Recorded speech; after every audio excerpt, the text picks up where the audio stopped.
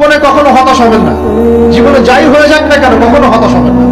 মনে রাখবেন আল্লাহ আপনার রব, আল্লাহ আপনার সাথে আছেন ইনশাআল্লাহ। এই সমাজ আপনাকে যেভাবে শেখায়, কিভাবে শেখায়, এই যে স্কুল, কলেজ, ইউনিভার্সিটি, চাকরি, বিয়ে, সন্তান প্রতিপালন আর তার ইন্না লিল্লাহি ওয়া ইন্না ইলাইহি রাজিউন, এই তো শেখায় নাকি? সবসময় মনে রাখবেন যে আল্লাহ রাব্বুল আলামিনের পরিকল্পনাই আপনার উপরে সবচেয়ে বেশি অগ্রাধিকার যোগ্য, সমাজের পরিকল্পনা নয়। পরিবার আপনাকে চাপ দিচ্ছে, চাকরি পাস না, পড়াশোনা করিস না, হ্যাঁ পড়াশোনায় কেন তুই 80 নম্বর পাইলি না, কেন চান্স পেলি না, কবে চাকরি পাবি, কবে আমাদেরকে দেখবি, খাওয়াবি, পড়াবি, এই চাপগুলো চারপাশ থেকে আসে কিনা? এতে করে অনেক যুবক দেখা যায় মাদকাসক্ত হয়, অনেকে দেখা যায় আত্মহত্যা করছে, ইদানিং করছে কিনা ভাই? এই শব্দটা থেকে আমি এই পয়েন্টটা আজকে লিখেছিলাম যে ভুলেও আল্লাহর প্রতি বিশ্বাস এবং তাওয়াক্কুল হারাবেন না।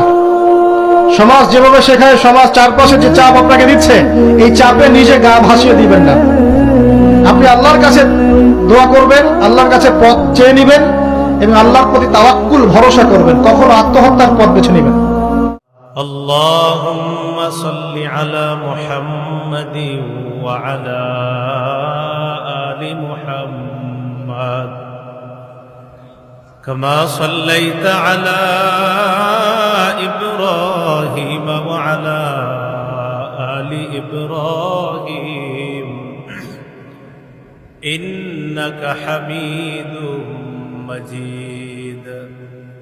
اللهم بارك على محمد وعلى